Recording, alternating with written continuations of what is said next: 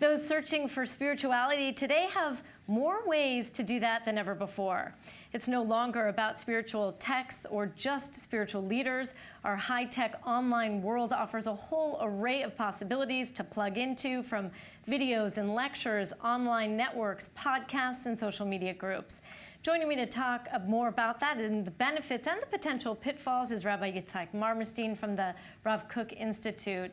Rabbi Marmerstein, so good to have you on the show. It's so wonderful to be here. Is there anything that Rav Kook said about, Yes, being able to plug into this internet world, which obviously happened after, Rav Kook's life?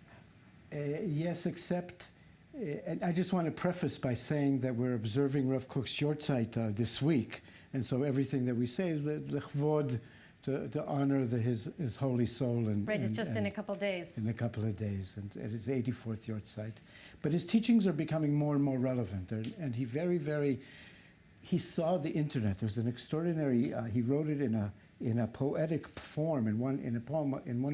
He wrote poetry in his when he was in the Atzilut and his most sort of exalted understanding. And there's one poem, and I'm just paraphrasing one part of it. He describes that a process will be that points of thought are going to gather into letters. They'll go into statements, notebooks, books, and those books will go everywhere, becoming streaming rivers of precious light, reaching everywhere. That's basically the internet. Right, that reaches everywhere. Exactly, and it's points of, it's thought turned into light that reaches anywhere. And he's very clear that the work of Israel is to use these tools to spread the light. And the light of Israel, as he understands it, is that godly ethics, is to really show what it's like to live ethically and devote all our desire and our skill to doing good. To doing good in the world.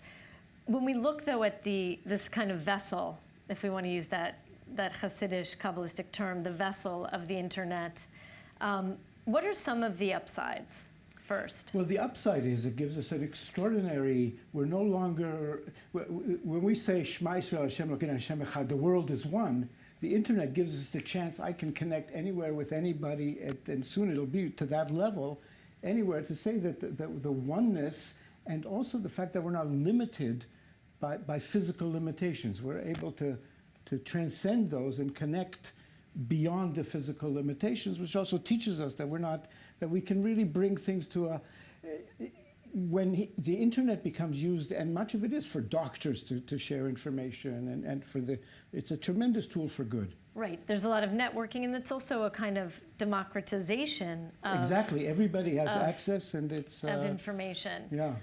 But of course, it also has a dark side, doesn't it? But it's a reflection of life. It's not different in any other part. The way the Torah explains it, that we're in this experience of... And we decided to enter this experience of tov v'ra, good and ra, not good, let's say.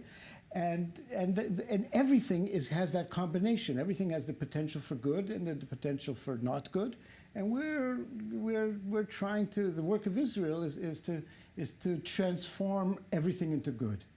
Yeah, not always so easy, right? When you have people who are, in a sense, undermining the goodness and the holiness that is out there in the world, sometimes on the internet, unfortunately. We're going to have to leave it there. Rabbi Marmerstein, thank you so much for joining me. Thank you.